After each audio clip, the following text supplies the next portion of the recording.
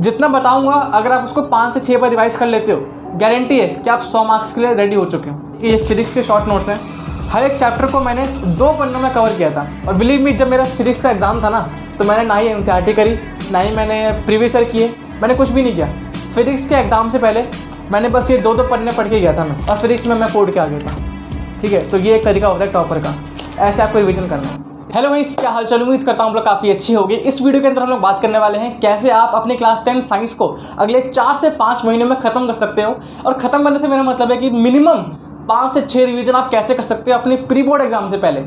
हाँ भाई, 5 से 6 रिवीजन पॉसिबल है, बिल्कुल पॉसिबल है। इससे फ़र्क नहीं पड़ता कि अभी तक आपने शुरू किया है, आपने 2 चैप्टर कर लिया, आपने 3 चैप्टर कर लिया, आपने बिल्कुल भी नहीं किया है, कुछ फ़र्क नहीं पड़ता है। मैं अभी अज्यूम करके चल रहा हूँ कि आपने कुछ नहीं किया है, अभी आपने बुक भी नहीं उठाई है, ठीक है। इसके बावजूद भी आप आराम से 4 से 5 महीनों के अंदर अपना पूरा सिलेबस कर सकते हो विद मल्टीपल टाइम रिवीजन, ठीक है। और बिलीव मी, यहाँ पे आपको जो भी स्ट्रेटजी बताई जाएगी, जो भी गाइडेंस मैं बताऊँगा, जो भी रिसोर्सेज बताऊँगा, अगर आप उनको पूरे शिद्दत के साथ फॉलो करते हो, बिलीव मी आप रेडी हो चुके होगे 100 मार्क्स के लिए।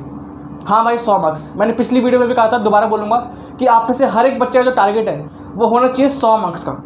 जब आप 100 की सोचोगे ना, तब आपके 97, 96, 95% तक आएंगे, ठीक है। होता क्या है, बेसिकली हम अब एक कंफर्ट जोन के अंदर बंद के रह जाते हैं। एक ऐसा बच्चा जिसके 6ठी क्लास में 70% मार्क्स आए हैं, उसके 7वीं क्लास में 70% मार्क्स आए हैं, उसके 8वीं क्लास में 70% मार्क्स आए हैं, उसके 9th क्लास में 70% मार्क्स आए हैं, तो उसका वो एक सेफ जोन बन गया कि भैया मेरे को तो इसमें लाना है ना, मेरे को तो इतना ही लाना है, मैं इसमें रहूँ, खुश रहूँगा।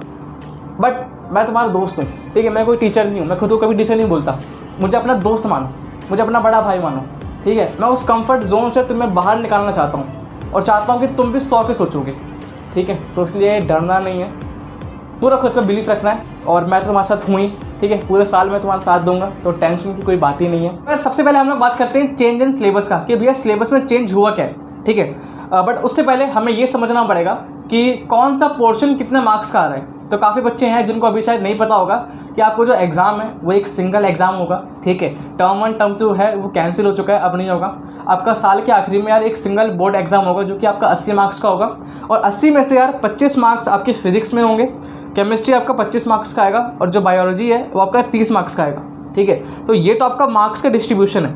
बट वैसे हमें इससे कुछ मतलब नहीं है, क्योंकि हम सभी का टारगेट, आप में से हर एक बच्चे का टारगेट 100 मार्क्स का है, तो हमें हर एक चीज़ अच्छे से कवर करके जानी है, ठीक है। तो मार्क्स डिस्ट्रीब्यूशन उतना मैटर नहीं करता है, बट हाँ, रिवीजन के टाइम में हम इसको कंसिडर कर सकते हैं। इसके अलावा कि भैया चैप्टर कौन सा डिलीट हुआ है और चैप्टर के अंदर कौन सा टॉपिक डिलीट हुआ है, ठीक है। अगर आपको डिटेल सिलेबस देखना है तो उसके ऊपर मैंने वीडियो बना रखी है। बट अगर आपको सिर्फ पीडीएफ देखनी है कि भैया सिलेबस की पीडीएफ मिल जाए तो हमारा काम हो जाएगा, तो कुछ नहीं करना, यहाँ पे क्लिक कर देना, ठीक है, यहाँ पे क्लिक कर देना, तो आपको सिलेबस की पीडीएफ आपकी ओपन हो जाएगी, ठीक है। जो ये पीडीएफ है जहाँ से मैं आपको समझा रहा हूँ, ये स्लाइड, इसकी पीडीएफ में लिंक मैं डिस्क्रिप्शन बॉक्स में दे रहा हूँ। तो वीडियो के बाद में जाके इस पूरी पीडीएफ को, जो स्ट्रेटजी वाली पीडीएफ है, इसको आप लोग डाउनलोड कर सकते हो, ठीक है। और यहाँ पे क्लिक करके आप सिलेबस देख सकते हो।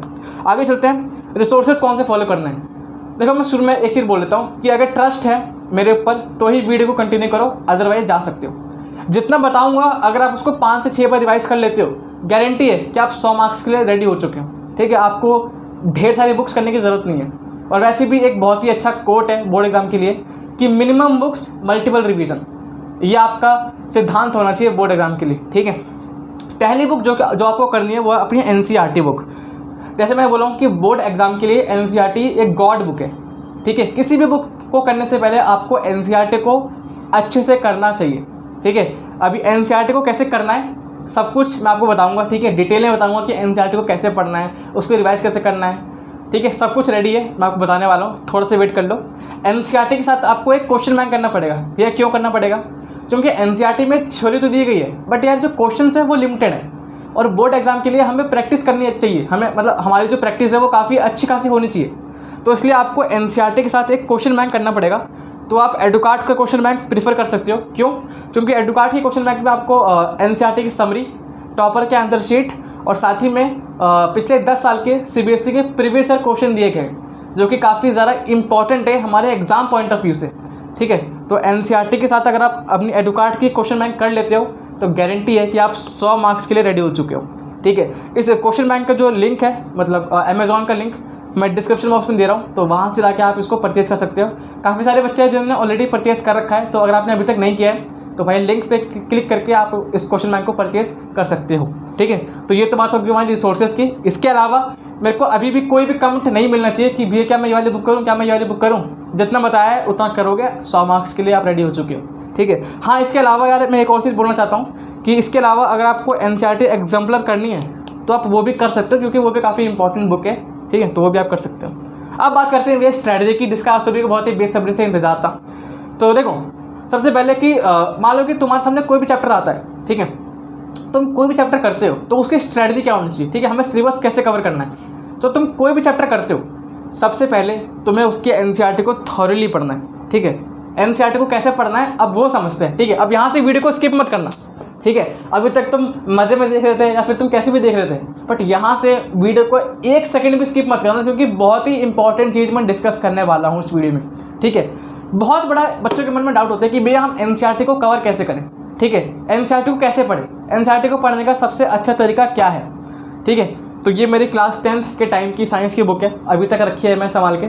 थोड़ी सी कंडीशन ख़राब है क्योंकि बहुत पुरानी हो चुकी है। ठीक है, बट देखो मैं तुम्हें समझाता हूँ कि किसी भी चैप्टर को तुम्हें कैसे पढ़ना है। मान लो कि तुमने चैप्टर खोला पहला, ठीक है, एग्जाम्पल के लिए केमिकल रिएक्शन एंड इक्वेशन। ठीक है, अब इसको ऐसे नहीं पढ़ना कि भाई पहली लाइन से पढ़ना शुरू किया और फिर फटाफट फटाफट करके एकदम लास्ट तक पढ़ते गए और कुछ समझ नहीं आया। ऐसे नहीं पढ़ना। ठीक है, ये बिल्कुल बेकार तरीका पढ़ने का। जब भी तुम कोई भी चैप्टर खोलते हो, ठीक है, सबसे पहले तुम्हें उसका एक ओवरव्यू लेना है। ठीक है, मतलब क्या है कि भाई मान लो मैंने ये चैप्टर खोला केमिकल रिएक्शन इक्वेशन, तो मैं क्या करता था अपने टाइम में कि पहले मैं इसका एक 5 मिनट में मैं इसको ओवरव्यू लेता था, है ना, कि भाई चैप्टर में क्या क्या है। अच्छा, यहाँ पे एक्टिविटी दे रखी है, बहुत बढ़िया। यहाँ पे केमिकल इक्वेशन दे रखा है, यहाँ पे कोई डायग्राम दे रखा है। अच्छा, यहाँ पे एक टेबल दे रखी है एलिमेंट्स की, ठीक है, बहुत बढ़िया। यहाँ पे कुछ केमिकल रिएक्शन दे रखा है, ठीक है, यहाँ पे टाइप्स ऑफ केमिकल रिएक्शन लिखा है। ठीक है, मतलब कि आपको ऊपर से उसका चैप्टर का ओवरव्यू लेना है कि भाई चैप्टर में क्या क्या है। फटाफट आपको एक ओवरव्यू लेना है। ठीक है, आपको 2 से 3 मिनट लगेगा पूरा चैप्टर का ओवरव्यू लेने में। ठीक है, इसके बाद क्या करना है, इसके बाद क्या भैया फिर पढ़ना शुरू कर दे, नहीं अभी नहीं करना है बनो। जब तुमने एक बार तुमने चैप्टर का पूरा ओवरव्यू ले लिया, ठीक है, उसके बाद तुम यहाँ पे आ जाओ, यहाँ पे। ठीक है, तो हर एक चैप्टर के लास्ट में तुम्हारा एक ऐसा कॉलम बना है, ठीक है, जहाँ पे लिखा है व्हाट यू हैव लर्नड, है ना, मतलब एक तरह से तुम्हारी समरी दी गई है चैप्टर की, तुम्हें इसको पढ़ना है। बिलीव मी, जो बता रहा हूँ उसको पहले फॉलो करो। ठीक है, 7 दिन के लिए उसको फॉलो करो। अगर तुम्हें चेंज ना मिले, अगर तुम्हें एकदम तुम्हारे पढ़ने की जो तुम्हारी परफॉर्मेंस है अगर इंक्रीज ना हो, तो बता देना कमेंट में। ठीक है, अगर तुम एक बार जैसे तुमने एक बार ओवरव्यू लिया, इसके बाद तुम्हें इस समरी जो एक कॉलम दिया ना what you have learned, chapter की जो समरी है ये एक तरह से तुम्हारा क्रक्स है। ठीक है, चैप्टर का यहाँ पे क्रक्स है, जितनी भी इंपॉर्टेंट चीज़ें हैं उसका निचोड़ तुम्हारा इस कॉलम में दिया है। ठीक है, इस कॉलम को तुम्हें पढ़ना है। जो भी तुम्हारी डेफिनेशन है, कोई फॉर्मूला है, कुछ भी है, इस कॉलम को तुम्हें पढ़ना है। जैसे तुमने ओवरव्यू करा, इस कॉलम को पढ़ा, अब तुम्हें अपने NCERT को 1 बाय 1 लाइन बाय लाइन तुम्हें पढ़ना शुरू करना है। ठीक है, अब तुम अपनी जो चैप्टर है उसको शुरुआत से लेकर एंड तक तुम्हें लाइन बाय लाइन पढ़ना है। ठीक है, एक पेंसिल ले लो या फिर कुछ भी ले लो, और बिना पेंसिल के भी पढ़ सकते हो, कोई ज़रूरी नहीं है, बट तुम्हें लाइन बाय लाइन पढ़ना है। ठीक है, स्टार्टिंग से लेकर लाइन बाय लाइन तुम्हें समझना है, पढ़ना है।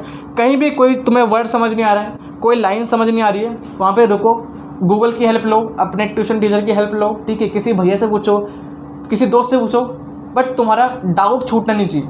तुम्हें खुद से करना है सेल्फ स्टडी। बिलीव में बोर्ड एग्जाम में तुम्हारे टीचर, तुम्हारे ट्यूशन कोई काम नहीं आएगा अगर जब तक तुमने सेल्फ स्टडी अगर तुम नहीं करोगे, तुम 100 मार्क्स नहीं ला सकते। ठीक है, फैक्ट है ये बात। तुम्हें सेल्फ स्टडी करनी है, लाइन बाय लाइन पढ़ो, और पूरा चैप्टर पढ़ने में तुम्हें 1 से 1.5 घंटे का टाइम लग जाएगा। ठीक है, अगर तुम अच्छे से करोगे, चैप्टर को पढ़ोगे, तो तुम्हें 1 से 1.5 घंटा लग जाएगा आराम से तुम्हें एक चैप्टर को पढ़ने के लिए। अब तुमने जैसे चैप्टर पढ़ा, तुमने एक बार चैप्टर पढ़ा, अब तुम्हें जाना है पीछे। ठीक है, अब तुम्हें जाना है पीछे, जो तुम्हारे क्वेश्चन होते हैं ना बैक एक्सरसाइज वाले, अब तुम्हें इनको सॉल्व करना है। ठीक है, इनको तुम्हें सॉल्व करना है। जैसे ही तुमने एक बार NCERT का रीडिंग कर लिए और जब तुमने बैक क्वेश्चन सॉल्व करे हैं, अब तुम्हें जाना है भैया प्रीवियस ईयर क्वेश्चन पे। ठीक है, मैंने तुम्हें रिकमेंड किया है एडुकार्ट का क्वेश्चन बैंक, तो एडुकार्ट की क्वेश्चन बैंक तुम उसमें से प्रीवियस ईयर तुम कर सकते हो। ठीक है, तो एक बार तुमने NCERT की थ्योरी पढ़ी, तुमने उसके बैक एक्सरसाइज सॉल्व करी, अब तुम्हें जाना है पिछले 10 साल के प्रीवियस ईयर क्वेश्चन पे। जैसे तुम NCERT और प्रीवियस ईयर कर लेते हो, तुम्हारा जो चैप्टर है वो खत्म हो चुका है। ठीक है, तुम्हारा चैप्टर वो है खत्म हो चुका है, बट भैया क्या काम यहीं पे खत्म हो गया है? नहीं, यहाँ पे काम खत्म नहीं हुआ है। इसके बाद तुम्हें उसका रिवीजन करना है। अब रिवीजन कैसे करना है वो सुनो ध्यान से। ठीक है, तुम्हें यार ऐसे शॉर्ट नोट्स बनाने हैं। बिलीव मी, देखो जो मैं तुम्हें कहता हूँ कि भाई ये करो, मैं सिर्फ ज्ञान नहीं देता हूँ, ये मैंने खुद अपनी लाइफ पे यूज़ किया है, इसलिए बता रहा हूँ, ठीक है। तो यार ये शॉर्ट नोट्स हैं, ठीक है, ये मैंने अपनी क्लास 12th बोर्ड एग्ज़ाम के टाइम में बनाया था, ठीक है। ये फिजिक्स के शॉर्ट नोट्स हैं, हर एक चैप्टर को मैंने 2 पन्नों में कवर किया था, ठीक है। और इस सच में शॉर्ट नोट्स थे। शॉर्ट नोट्स का मतलब ये नहीं कि आप उसको 10 पन्ने में 20 पन्ने में कर रहे हो। शॉर्ट का मतलब क्या होता है भाई, कम पन्नों में, ठीक है। तो आपको ये एक पिन पेज लेना है, ठीक है, जो बीच का होता है ना पिन पेज वाला, आपको एक पिन पेज लेना है और इस पिन पेज के अंदर ही पूरा चैप्टर कवर होना चाहिए। इससे आपको एक पेज भी एक्स्ट्रा नहीं लेना है, ठीक है। और ये भी अपने आप में एक आर्ट है कि कैसे आप कम पेज में अपना पूरा चैप्टर खत्म कर सकते हो। मैं आपको अभी आपको बताऊंगा कि ऐसे आपको शॉर्ट नोट्स बनाने हैं, ठीक है। तो आपको हर एक चैप्टर का ऐसे 2-2 पेज मतलब पिन पेज में आपको हर एक शॉर्ट नोट्स बनाने हैं, ठीक है। जैसे मैंने भी हर एक चैप्टर का अपने टाइम में बनाया था शॉर्ट नोट्स, और बिलीव मी इसके थ्रू जो रिवीजन होती है वो कई गुना बेटर है, ठीक है। अब देखो, अब तुम्हें शॉर्ट नोट्स को बनाना कैसे। मान लो कि कोई भी चैप्टर, ठीक है, मान लो मैं यहाँ पे तुम्हें पता नहीं दिख रहा है या नहीं दिख रहा, आई डोंट नो। ये चैप्टर है करंट इलेक्ट्रिसिटी का, ठीक है। तो तुम कोई भी चैप्टर जब तुम खोलते हो तो शॉर्ट नोट्स तुम्हें कभी भी फर्स्ट रीडिंग में नहीं बनाना है, ठीक है। जब तुम पहली बार रीड करते हो ना चैप्टर को, कभी भी तुम्हें उस रीडिंग में शॉर्ट नोट्स नहीं बनाना है। क्यों? क्योंकि उस टाइम तुम्हें हर एक चीज़ इंपॉर्टेंट लगेगी, है ना। तुम फिर पूरा किताब ही लिख दोगे उस नोट्स में। शॉर्ट नोट्स तुम्हें हमेशा दूसरी या तीसरी रीडिंग में बनाना है, ठीक है। जब तुमने दूसरी या तीसरी बार तुम्हें एनसीईआरटी की रीडिंग कर लेते हो, उसके बाद तुम्हें अपने शॉर्ट नोट्स बनाने हैं। क्यों? क्योंकि तब तुम्हें पता लग चुका होगा कि भाई अच्छा ये टॉपिक इंपॉर्टेंट है, ये नहीं इंपॉर्टेंट है, ये एग्जाम में आ रखा है, पिछले सालों में ये नहीं आ रखा है, ठीक है। तो जब तुमने एनसीईआरटी की 2 बार रीडिंग कर ली है और जब तुमने प्रीवियस ईयर सॉल्व कर रखे हैं, उसके बाद तुम्हें शॉर्ट नोट्स बनाना है, ठीक है। कैसे बनाना है? देखो, इसमें तुम्हें इंक्लूड वो करने पड़ेंगे, जैसे मान लो कोई इंपॉर्टेंट डेफिनेशन है, कोई इंपॉर्टेंट फॉर्मूला है, भाई बायोलॉजी में कोई इंपॉर्टेंट डायग्राम है ना, कोई इंपॉर्टेंट न्यूमेरिकल है ना। ऐसे न्यूमेरिकल जो कि भाई पिछले 10 सालों में कई बार रिपीट हुआ है, तो वो तुम्हें लिखना है। मतलब कि जो भी इंपॉर्टेंट चीज़ है जो कि एग्जाम में आ रखी है कई बार, तुम्हें वो लिखना है शॉर्ट नोट्स में, ठीक है। तो जैसे मेरे को भी याद है कि जो ये क्वेश्चन है, पता नहीं तुम्हें दिख रहा है या नहीं दिख रहा है, बट तुम अज्यूम करो, है ना, तुम समझ लो, मतलब कि मैं तुम मेरी फीलिंग समझ लो, ठीक है। तो जैसे ये क्वेश्चन है, ठीक है, एक न्यूमेरिकल है, ये पता नहीं तुम्हें दिख रहा है नहीं दिख रहा, एक ही न्यूमेरिकल है। तो ये पर्टिकुलर न्यूमेरिकल मतलब क्लास 12 के टाइम में ये पिछले 10 सालों में 6 बार आया था, तो इसलिए मैंने उसको नोट कर लिया कि भाई ये तो मोस्ट इंपॉर्टेंट है, ये तो आएगा ही आएगा।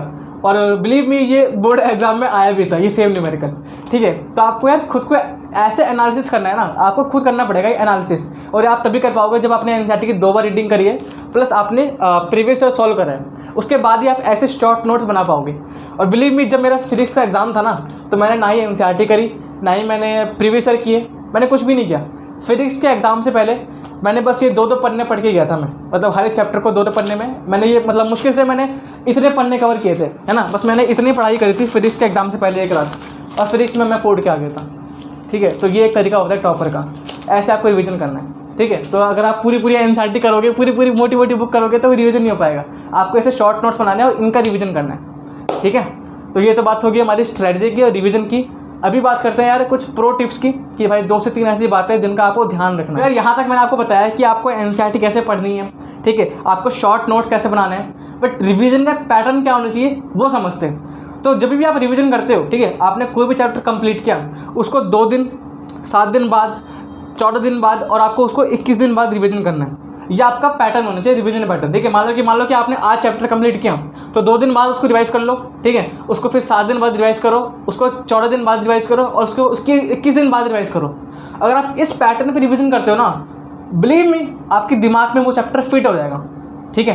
तो बिलीव मी इसको याद रखना कि रिवीजन का पैटर्न आपको ऐसे करना है। इसके अलावा यार आप रेगुलर टेस्ट दे सकते हो, ठीक है, मतलब कि रिवीजन के लिए आपके स्कूल में टेस्ट हो रहा है, उसको अच्छे से अटेम्प्ट करो। आपके ट्यूशन में अगर टेस्ट हो रहा है, उसको अच्छे से अटेम्प्ट करो। बट अगर आपके ट्यूशन नहीं है या फिर आपके स्कूल में टेस्ट नहीं हो रहा है, तो भाई आप हमारा टेलीग्राम ज्वाइन कर सकते हो, ठीक है।